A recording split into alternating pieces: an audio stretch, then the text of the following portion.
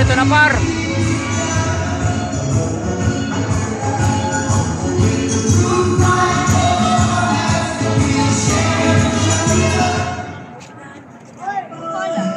Kaya pala muna. At tayo magbibideo lang ha. Magbablog lang tayo.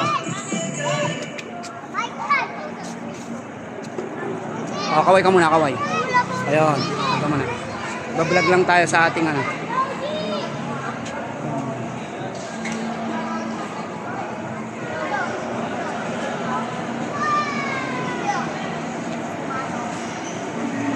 Nung may ipagpakumbag ng puso, mga kababayan,